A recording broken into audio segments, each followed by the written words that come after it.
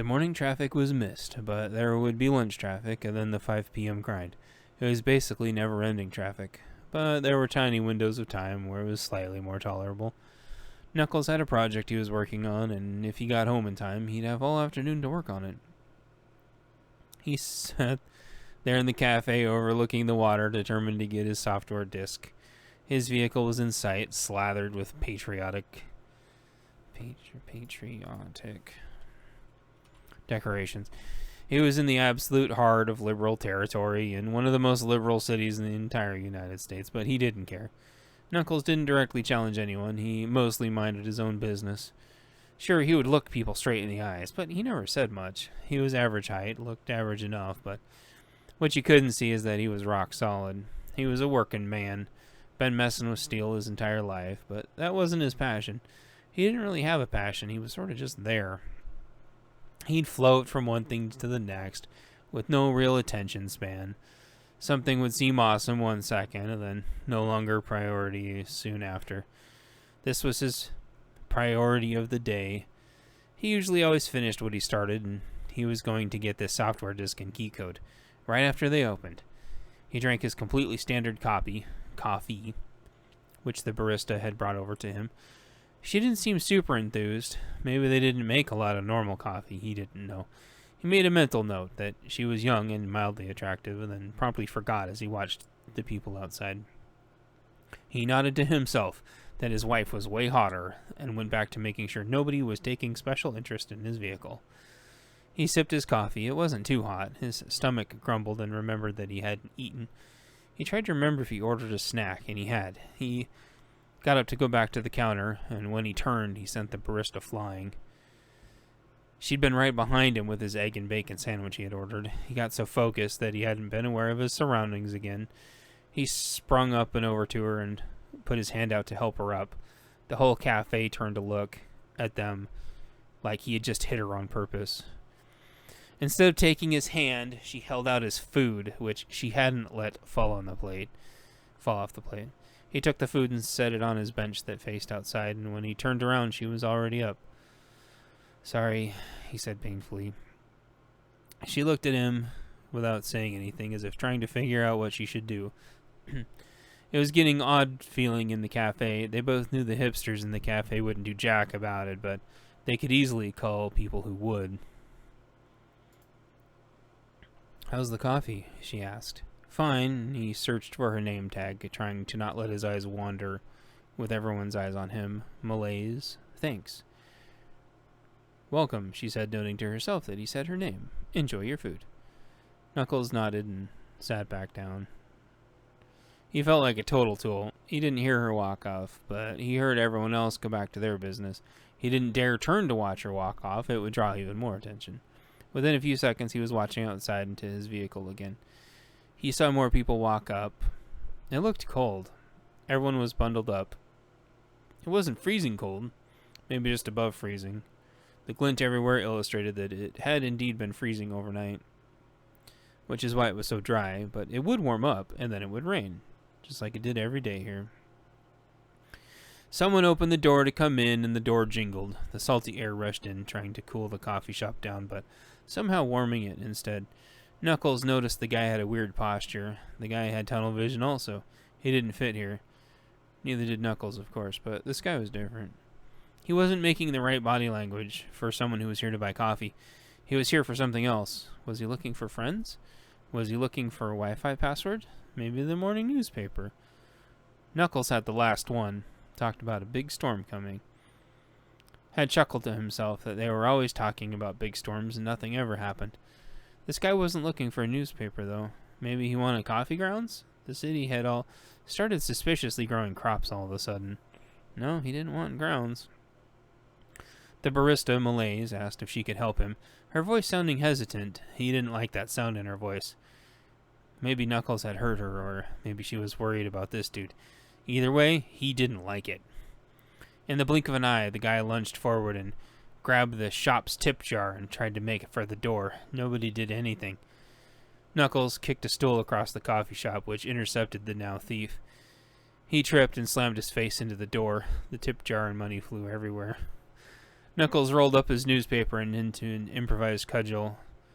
In the 2 steps it took for Knuckle to close the distance, the thief was up with a knife in his hand, making an upward swipe towards Knuckles' carotid artery. This new biology training that the other side had been doing had really been sinking in. Knuckles anticipated this and had moved at the last second, the knife missing his neck by hairs. In the same motion, he brought the newspaper down on the guy's hand. He dropped the knife in pain, and Knuckles kicked it away. The knife slid behind the counter. Still nobody did anything. Now disarmed, Knuckles opened the door and dragged the guy outside and around the back. A minute later, he came back in to everybody's gasp. Nobody had moved. Knuckles picked up the tip jar and set it back on the counter. These ladies didn't make much. How was it right for someone to take their money? He put in a $10 bill and grabbed a sandwich and coffee and left. Whenever law enforcement was done with the 50 things in front of this event, they would eventually want to talk to him. He wanted to be out of town by then. He got in his vehicle and went to drive away. A small group followed and took pictures of his vehicle as he left. He didn't think much of it. People took pictures of his vehicle all the time. He'd go hang out on the docks. The hipsters never went down there. He loved fishing. Maybe he'd find some fishermen to hang out with. Chapter 7. Malay's Intro. Pre-dawn. Malay's lived with her dad in a 2-bedroom condo in an upper-middle-class part of the city. She mostly had the place to herself, though. Her dad was a ship captain and spent most of his time out in the harbor ferrying people around the many islands to enjoy the peacefulness. Malay's was up before her alarm, getting ready to get the rest of the city ready for the day. She was a barista at a local coffee shop. Not one of the highest end in town, but definitely up there. She didn't make much per hour, but she did well in tips. People up high in the government kept trying to get rid of the tips, but being an independent coffee shop, they'd been able to hold out. The minimum wage hike had thankfully not cost her job, like it had almost all of her friends.